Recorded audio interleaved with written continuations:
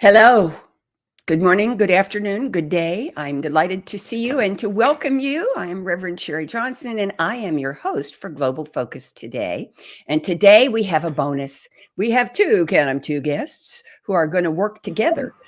We have Reverend Jeannie Kataoka and we have Reverend Susie Ammons who are going to be talking to us about the connection practice. Now, let me give you a little background. Jeannie Kataoka, one of my favorite people on the whole face of the earth, has been using the connection practice, and you might remember her because she was a guest a few weeks ago. She's been using the connection practice for over 3 years and became a certified trainer in 2020. She's also an ordained interfaith minister, a licensed spiritual practitioner for Centers for Spiritual Living, and an ordained animal chaplain, which is what she was talking about last time she was here. What she appreciates most about the connection practice is that it provides practical tools that can be used in everyday life, anywhere, anytime, with anyone. The self-awareness about feelings and needs and the empathy that the awareness elicits are extraordinary tools that are easy to learn and use. I like easy. And her compatriot, Susie Ammons, became a certified connection practice trainer in 2020 also. Her recent background includes serving as a licensed spiritual practitioner for 9 years with Centers for Spiritual Living, volunteering as a lead teacher for 10 years with the Youth and Family Village at Riverside. That's why you look so familiar, Susie. I met you when I was there. Yes. And leading monthly visioning for 11 years. Visioning is a way of fully listening for the highest and best for one's life or a part of one's life. We can talk about that sometime too, Susie, because I love me some visioning. She also has served as a certified tutor for all ages for most of her adult life and volunteered 2 years as a mentor for the San Bernardino County Youth Probation Department, working with incarcerated 15 to 18-year-olds. She has discovered in using the connection practice that it is one of life's treasures ready to be broadly discovered. Situations that had gone unresolved or partly resolved found wholesome, peaceful resolutions. Now that we know who you are, I ask the question, tell us what connection practice is. You want to start, Jeannie, and then... No, I'll let Susie go. Susie, you start and then hand off to Jeannie when you're ready. For me, it's a way of really hearing the other person. It's a way of listening at a level where you really hear and can guess what they're feeling and what they're needing. A way of giving empathy that I never knew before how to do. It's a way of bringing peaceful solutions to a conflict, as well as identifying the needs that were met when you have a success, a celebration, and how to further that instead of just checking it off your done to-do list. Like I do. Yeah, me too. Done. Moving on. Yeah, exactly. It's Rita Marie Johnson who founded Connection Practice, or figured it out how to do it, and she's the founder. She says about using connection practice for celebrations as a way to get more juice out of them, and I always get a kick out of that. I like that. So, how's it work? Well, we have lists that are very helpful of feelings and needs, and you sit down face to face, or via this face-to-face sort of thing. We do it via Zoom. But somebody comes to you with we'll say a challenge in this example, that every time they talk to their teenager, they feel like their teenager is not listening, which if any of us who have kids have been through that. But they just, I don't understand, it makes me angry, or it annoys me, or, that they have all these feelings about it. So you narrow it down to, when my teenager says this, I feel that. And then you discuss, the listener, guesses at the feelings, respectfully guessing, oh, do you feel annoyed? Do you feel disrespected? Do you feel unloved? Do you feel, whatever it may be? And of course, the person who is sharing can also say, yes, that's what I feel. No, that's not what I feel, or, and add their own as well. And then when you feel like you've exhausted all their feelings, you go on to in a challenge, it's unmet needs. If you have a celebration, it's met needs. And well, what do then you discuss, what do you think your unmet needs are? Do you have a need for communication? Do you have a need for mutuality? Do you have a need to, be on the same page? Do you have, and then we go through those, and then we kind of narrow it down. Well, what do you think your main need is? And then we come to that. And then we go into what we call coherence, which uses heart focus, heart breathing, and heart feeling of appreciation. Rita Marie figured out that that's the easiest way to get into coherence, to be in that place where you can really listen to that small voice within, that inner wisdom. And then you stay there for a few moments. And then when you feel ready, as you're in that, you listen for an insight, which may or may not come at that time. But even if you don't get a specific insight, you will be thinking at a higher level than you were when you first went into the coherence. So that's how it works. Pretty simple. So when you say coherence, what I'm hearing is that is a state of having your heart and your mind be connected, exactly. That's on exactly the right. same track. Oh, good. And so the connection practice seems to me, and I learn best by teaching back. Is this is what I heard? Is this what was I right? And what it seems to me you're saying is that the connection practice is actually a technique that combines nonviolent communication and introspection. Yes. Yeah. And heart math, actually. And heart math. Yeah. I heard the coherence. That's heart math. And Rita Marie had studied both. And when she came to the insight of how to use it, the way she is now teaching, as we're sharing here, but she went to the founders of heart math and nonviolent communication, Dr. Childre and Dr. Rosenberg, and said, I have this idea. Is it okay if I kind of bounce off you, piggyback on you, leapfrog you? And they said, yes, of course. So she has their permission, and we freely say, we don't, sometimes we say it's like they got married and had a baby and it's connection practice, but it does come from both of those. Yeah. And with a little bit of visioning as well. So somebody said simple. I don't know which of you it was, but somebody said simple. And I learned a long time ago that simple and easy are not synonyms. So I want to know how long it takes to learn and how difficult it is to learn. You can, Jeannie and I offer a class divided into 4 weeks. Each class is a couple hours long. So within 6 to 8 hours, you can easily master this skill. It's an ongoing practice to practice it. And just to summarize, what the connection practice is, it's basically 2 steps.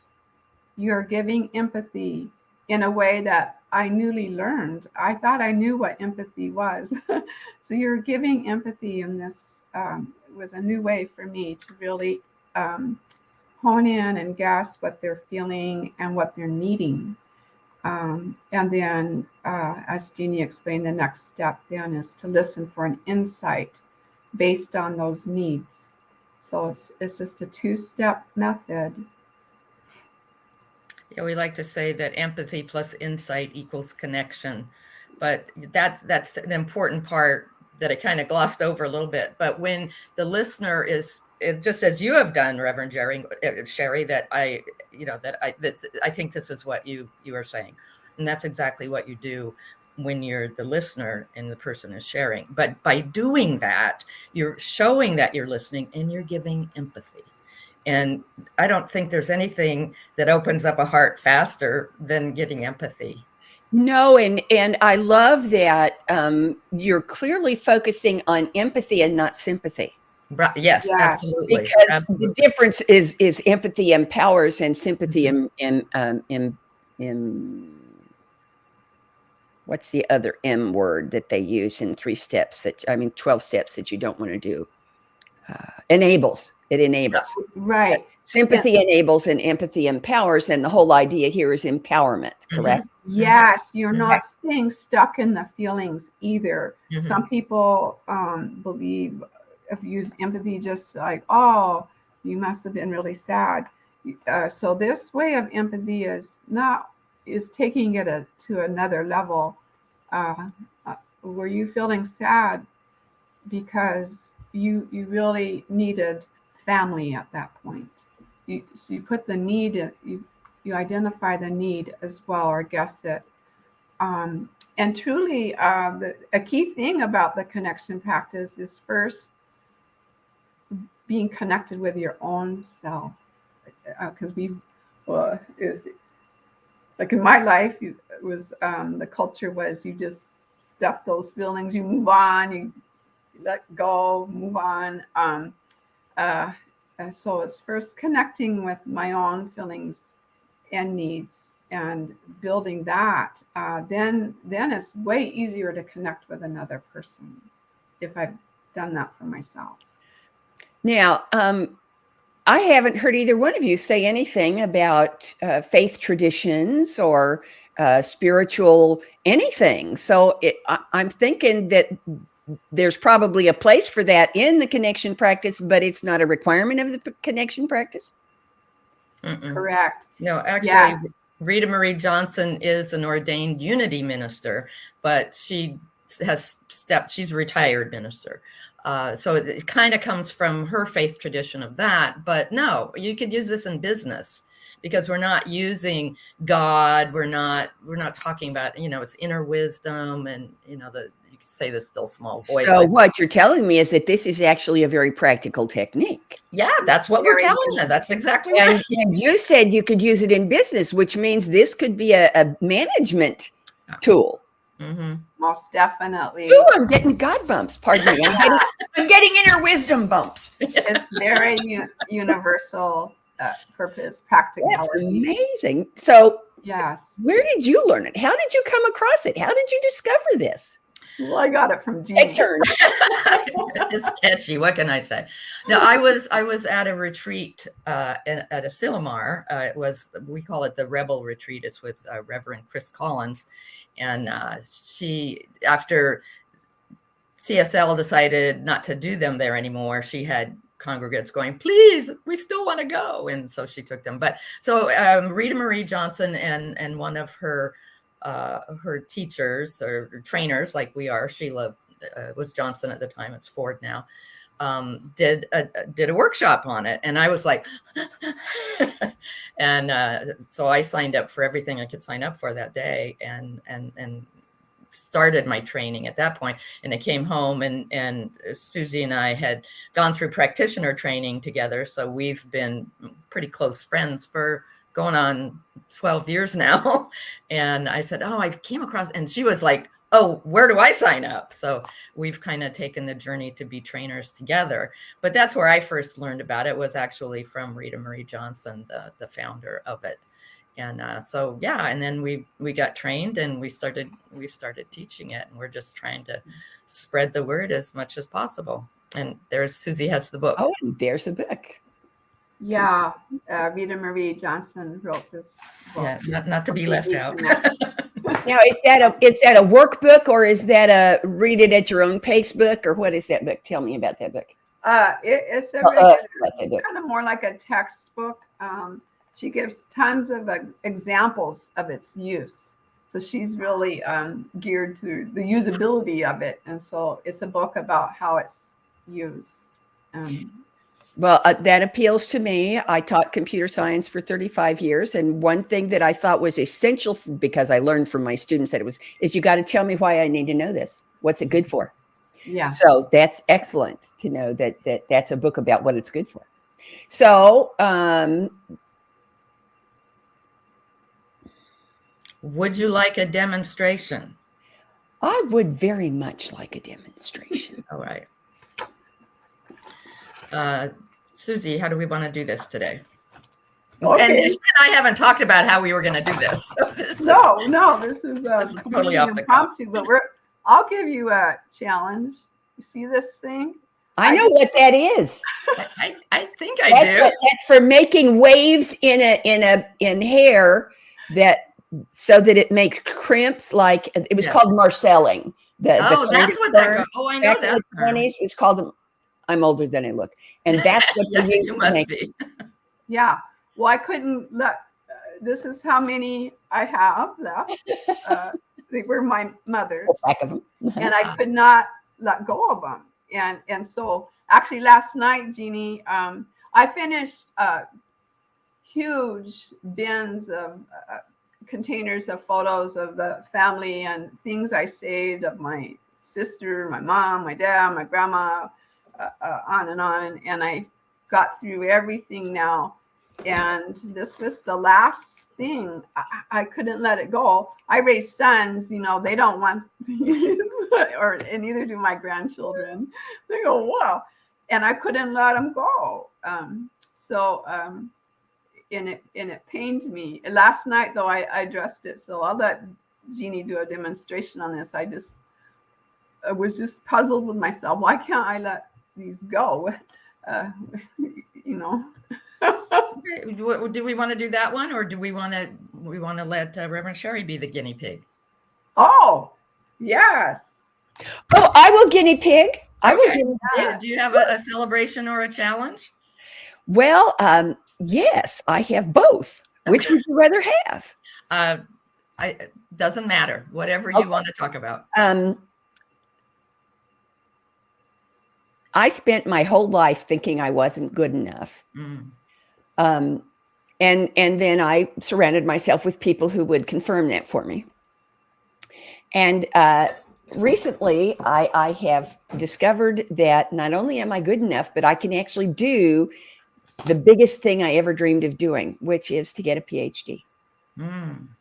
So I have, I'm enrolled in Emerson, and I'm going to be doing a PhD program. And this is the first time I've gone to school without a study buddy. I always taught my students to have study buddies because, no two people hear the same lecture or read the same book and pick out the same things as being important. So you have a study buddy, you've doubled the breadth of your knowledge. But I'm feeling just a teeny little bit of trepidation because I'm going to be doing it right here at my desk, right here in my home. I'm doing it remotely. And my entire support staff is a dog and a cat.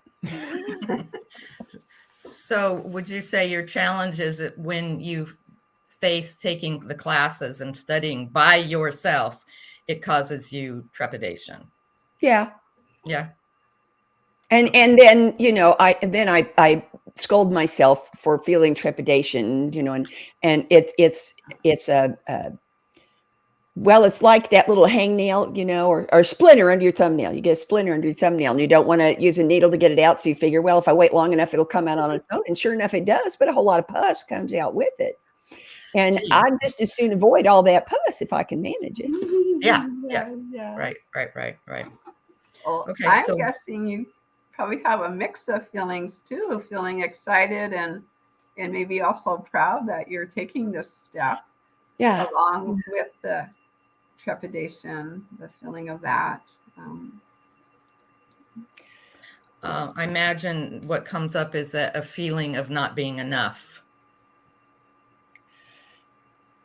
It's not so much a feeling of not being enough as a fear of not being enough, Yeah. It's not, it's like, I don't know for sure if I am or not. And so this little person in the back corner of my mind says, you're not. And the rest of me says, well, God wouldn't put this in front of me to do unless I was equipped to do it. And the little voice says, yeah. That little voice gets around, let me tell you. Oh, that little voice, I'm telling you. Oh, gosh. I remember cartoons when I was a very small child. So we're talking the barely into the second half of the previous century, where the little person in the cartoon would have two little figures on its shoulders, and one was a little angel and one was a little devil. Right. And Yeah. it would, and sometimes the angel is really big and the devil is really small, and sometimes it's the other way around. Right. Right. So what else might you be feeling right now? Well, I'm feeling some of that Christmas Eve anticipation. I can hardly wait to get started. Mm-hmm. I want to go. It feels like I've waited forever already, and now it's time. And suddenly the watch slowed down. And I remind myself on a regular basis that God is not wearing my watch. Right. Yeah. But myself just goes, well. Okay, do you think you have any other feelings? And if you don't, then we'll move on to your unmet needs. Yeah, there is one other little thing. And it might be an unmet need. I don't know, because I don't know the terminology. I haven't studied it yet. But and there's a little voice in the back of my head that said, I don't have anybody to be proud of what I've accomplished. Oh. When it's done. I woke up this morning thinking, who's going to put my hood on? Mm-hmm. My baby sister died last year. Mm-hmm. My husband died 4.5 years ago. I don't, my daughter lives a gazillion miles away from here. I mean, and I know, that's borrowing trouble. That's, a ways in the future, not something that needs to be worried about, but it's a splinter on my thumbnail. Sure. And it really is. Yeah. So it's a kind of feeling alone in this endeavor. Yeah. Okay. All right. Yeah. Sissy, would you like to start guessing unmet needs? Yeah. Do you have a need for confidence in your academic endeavor? No, I've always been the family brain. I'm confident there. But there are going to be comprehensive exams. The coursework is a piece of cake. I'm a professional student. I taught college for 35 years, but there are going to be comprehensive written and oral exams. And there's just something about the word comprehensive that makes my eyebrows crawl up into my hairline, Yeah. Okay. So that's the place where, am I going to be up to it? Is it possible to prepare for that? And am I up? That's the one place where there's some trepidation. And so you have a need for confidence, I'm guessing. In that aspect of it, yeah. Mm-hmm. Yeah, some self-reassurance, a need for some self-reassurance there. I'd like to guess on the other aspect of going this alone, a need for shared reality. Yes, that's it exactly. A need for shared to share anything. Any challenge is half as big if you share it, and any celebration is twice as big if you share it. And yes, that's exactly it. You nailed it. How about a need to understand? I heard you say you have concerns about comprehensive tests, so you have a need to understand. I don't think it's so much a need to understand as it is in the confidence thing. Okay. To be sure that I have the extemporaneous access to everything I know. I know that I know everything I need to know, but I need to be able to grab it and put it on the table. A need to express yourself, to be able to express yourself. To access the knowledge. Okay. If I can find the knowledge, I know it's in there. If I can put my hands on it, then I can express it. Okay. That's the thing. Think of it as a database query language, if that means anything to you. No, that's what I need.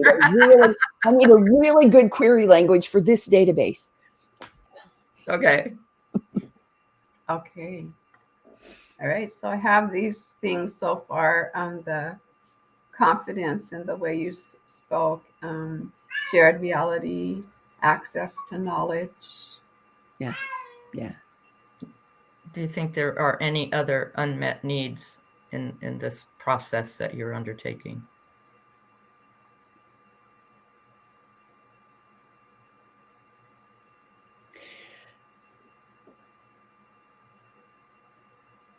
I think, and this is going to sound a little funky, but hey, It's your show. what I need is unsolicited encouragement. Oh, good Yeah, one. very good. I don't want to have to ask for it. Yeah. And Would you so, say that's the main need in this? Yeah. Oh, yeah. Are you kidding? Yeah. That one just jumped up and shook its hands at me. Yeah, got it. Okay. all right. So, do you want to? I can lead through Yeah, sure. Cool. So so that was the first step, giving empathy, uh, looking at the feelings and needs. And the second step is the insight step. And insight is just a better way of thinking about it when you're um, coming from the heart and not just the mind. So I'm going to lead you in that. I'm going to have you do 3 steps to focus your attention on your heart, and I'm going to have you do heart breathing. These just take seconds, and then think of something that always brings a smile to you. We call it a heart feeling of appreciation. So it might be thinking of when your cat purrs, or the sunset, or when you were surfing or climbing a tree. Something that just works for you, that you can easily come up with a feeling of appreciation for when you think of that. We want that. And then after those 3 steps, you're going to ask yourself, just with unconditional, no judgment or criticism, ask yourself, what do I need to know about this need for encouragement related to this challenge that you have going back to school? So we'll begin. And if it helps, you can put your hand over your heart if that helps you focus down to your heart. And if that's uncomfortable, don't do that. And if it helps, to close your eyes and just let all your attention right now come off worrying about the show or thinking of that, and just let it go to your heart, that big, beautiful space of your heart.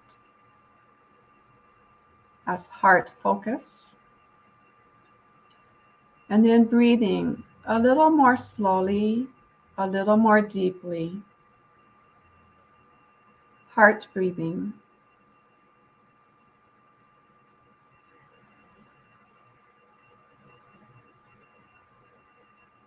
And then bringing into your mind something that always brings a smile to you.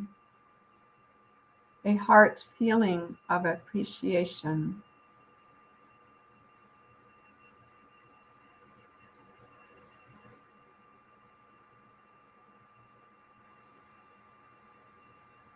And once you feel you're there with that feeling of appreciation, just simply ask yourself, what do I need to know about this? And I'm going to be quiet. And when you're ready, you can let me know. And if nothing comes to you, that's perfectly fine.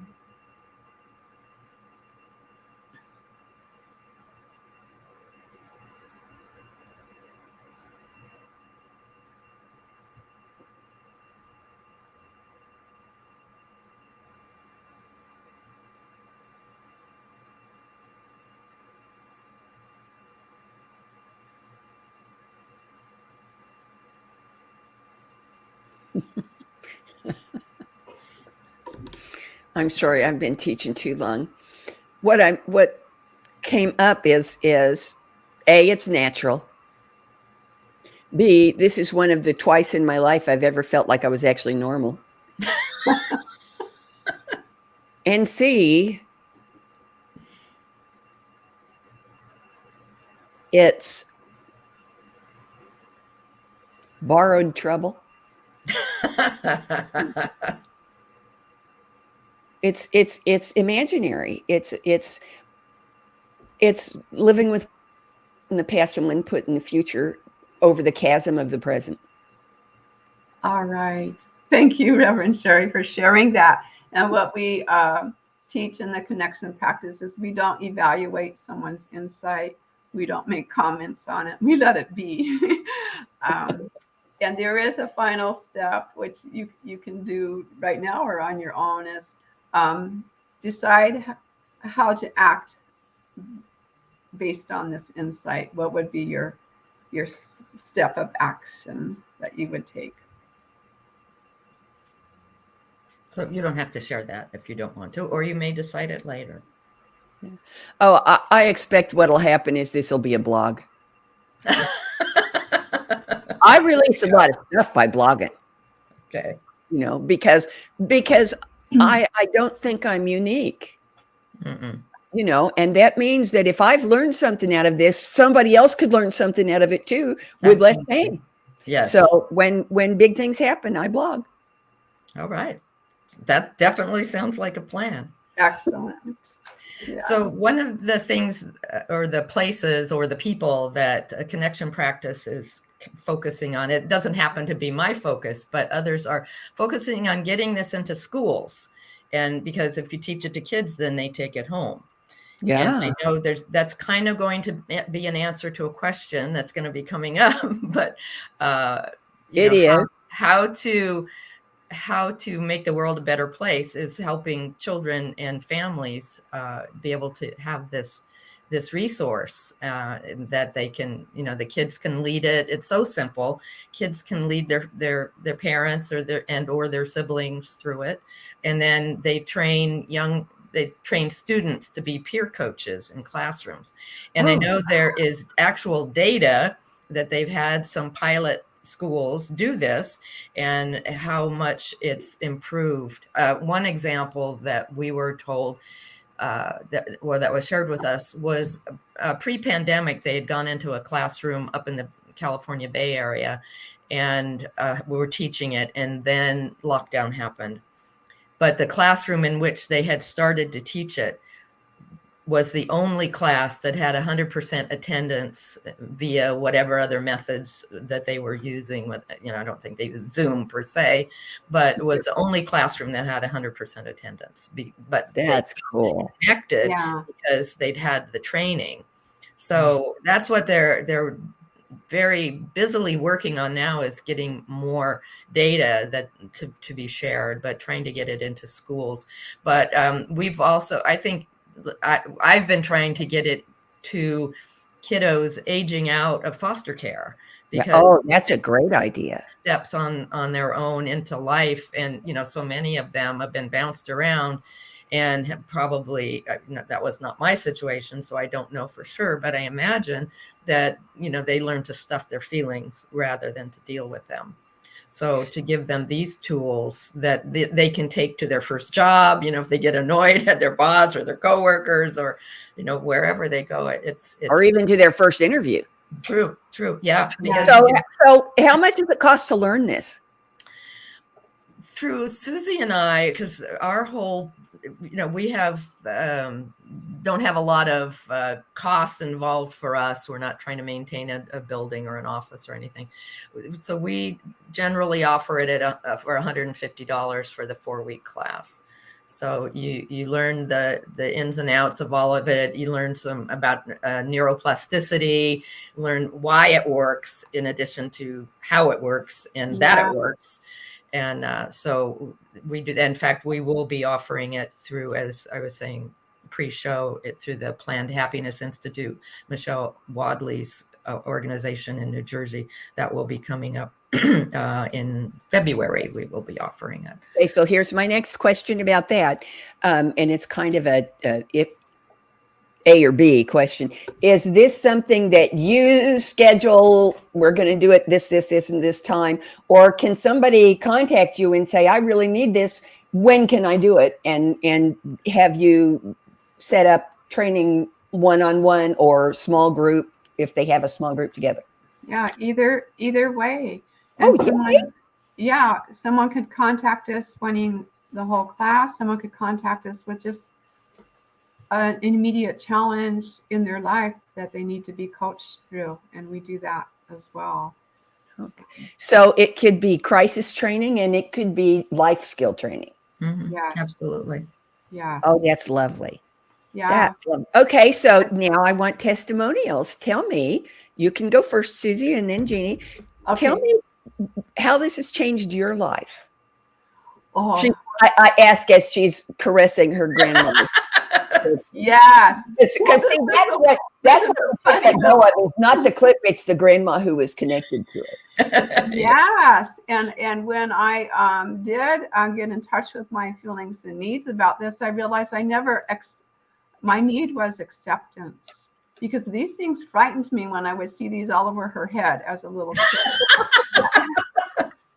And so I had no idea of that. So as soon as I spotted that acceptance, now I can let them go. I'll donate them, and someone who's into these can use them, and my sons won't have to figure out what to do.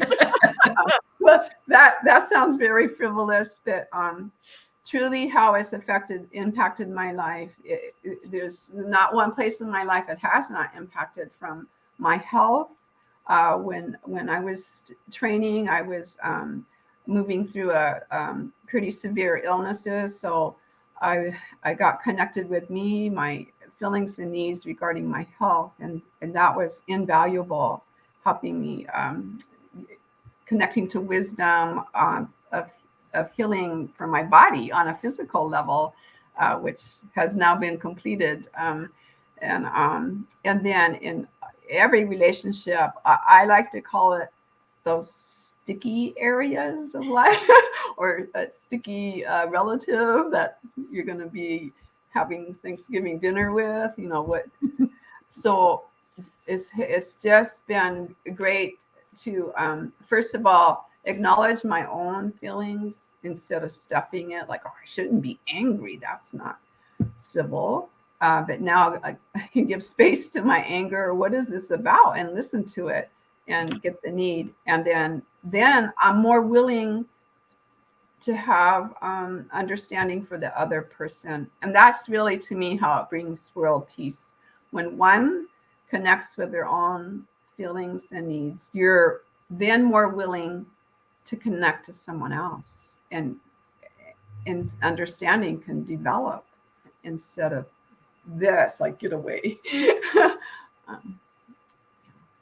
Wow. Okay. Jeannie? I'll use the situation that and this is why I knew that the connection practice was fabulous. I had an issue with a coworker, and it was just, I thought, the weird thing is I thought I had dealt with it because it had happened several months before. And so I thought, oh, yeah, okay, fine, whatever. And then that person had left the employee of the company where we had worked. And so I was like, yeah, I'm over it. They're gone.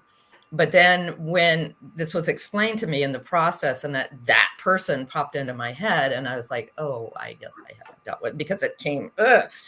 So I worked through just what they took us through, what we showed you. And I realized that my main need was for communication and to be understood, which hadn't happened. And then when I went to get the insight, it was just be kind to that person. And then as it turned out, it's, that person, as I said, had left the employment, but it was like, okay, if I ever see them again, which I suppose could happen, but then I would have gone, okay, I dealt with it rather than stuffing it or ignoring it.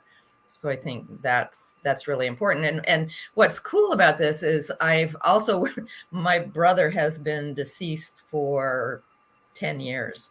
And we didn't know, he was 8 years older than me. But I found that, things would come up But I was able to go back and deal with them and have some realizations about him and about me and about our relationship. So you can go back and, even if someone's deceased, and you can still work out that relationship, because as we know, they're still there. So that's pretty good. And then you can do it on a regular daily basis, just, things that, like, somebody cut you off on the freeway, or, and then what happens is that you approach life more calmly, more centered, more peaceful. Yeah. So when you got the insight to be kind to that person, even though the person was not in your environment anymore, the way you looked at that person in your head was kinder. Mm-hmm.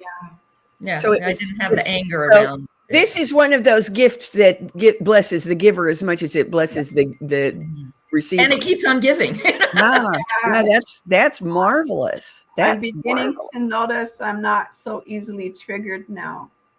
That I can, I'm more apt to pause, do my breathing, and check in. What am I experiencing here? And guess the other person's feelings and needs. Right. So, yeah. And I think that's key, because, somebody cuts you off on the freeway, like, it's like, oh no, wait a minute. Maybe his wife's in labor and he's trying to get to the hospital. Maybe he's a doctor going to life-saving surgery. I mean, okay, maybe that's all far-fetched, but it changes your perspective. Yep. Even driving down the freeway, it's like, yeah, okay, it wasn't, it's not that big a deal. I don't know their story. So the more you practice it, the more you're apt to give empathy to whoever is annoying you in the moment. Now, I have a handful of questions that I ask every single guest, and you've already answered one of them. How does this contribute to world peace? But there's one that usually comes before that, okay. Which is one of the things that seems to me to be a real bridge to world peace. And that is, how does this contribute to conscious evolution? Being mindful of your own emotional vibrations, being mindful of okay, I have a sadness here, and connecting to that and looking what's underneath that. So indeed, that is bringing more consciousness, instead of unconsciously going through the day of all of the things that get stirred up within us. I mean, just even to put on the news for 5 minutes. I mean, if you're anywhere alive or halfway conscious, you're gonna, so it's expanding that consciousness to look at what you're experiencing, and instead of just shoving it aside. Jeannie? I just ditto what Susie said, because it helps you to, the person who knows it, they can stay more centered, and as I said, give empathy more easily, effortlessly. Even it bubbles up, like, okay, what might be going on with that person? So it's not like, well, I'm going to go get ahead of him and cut him off, using the freeway example. You just go, yeah, I can let it go, because I don't know that person's story. So basically you're taking charge of your own evolution, and that can't help but advance the evolution of the human race. Yeah. And as we were talking earlier about coherence, which is a heart math term, and they have data, but just expanding your heart, focusing on your heart and sending out that energy, it's like, because we're all sending out energy all the time, and if we can send out the positive energy rather than the negative energy, it can't help but bridge that chasm that we need to cross to get to world peace. Yeah, choosing to be conscious, including our feelings. Mm-hmm. Okay, I got 2 left, and the first one is there anything that you would like to tell us, that you would like for us to know, that I haven't thought to ask you about? It's easier than it sounds. There is a learning curve, I think, because we've been so trained to ignore our feelings. especially the ones we call negative feelings. So Mm-hmm. there's a little learning curve into gaining some, it just takes practice. It's a skill more than anything else. You could say it's a method, but really it's a skill, and you got to practice it, and you get better and better at it, where it becomes more fluent. So you don't need a list to remind you what are all the possible different feelings. You can just naturally feel at ease guessing someone's feelings and needs. Mm-hmm. But we do have lists, so because I would say that is true too, that it's very hard, but people come, it takes all 4 weeks of practicing getting in touch with your feelings, because we're just not used to doing that. We have this rugged individualism kind of thing in our culture, and most of us were taught to ignore and stuff feelings, so that's a challenge. There's often tears in class as people come to realizations.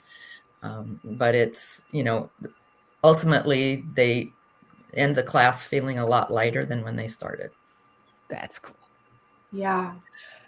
Okay, last question. Will you come back? Oh, yeah. Yeah. A joy. I have openings in May of next year. Well, but you got me in April again. So. I get you in April, but that's pet chaplain in April. So we could do connection practice again in May. Sure. Cool. I'm up for it. Are you, Susie? Pick a Tuesday and let me know. Okay. Yes. That's a long way off. Thank you. Well, but I believe in planning ahead, and thank you so much for being here. And those of you who are watching, thank you for coming. Next week we have another wonderful guest. We're back to one at a time next week, but we can always double dip. But we have Reverend Dr. Martha Creek. Oh. And her ministry is called Set Yourself with a capital S Free. Oh. So I know it's going to be exciting and wonderful and grand. And thank you so much for being here. Bye-bye for now. Bye-bye. Thank you. Thank you. On behalf of everyone at New Thought Media Network, thank you for being a member of our virtual family.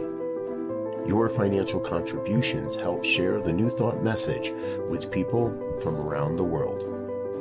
Please visit and contribute at www.ntmedia.org/donate. New Thought Media Network. Come be you. And please like, share, and subscribe. Until next time, peace and blessings. Amazing, amazing, you will do amazing things. Amazing, amazing, you will do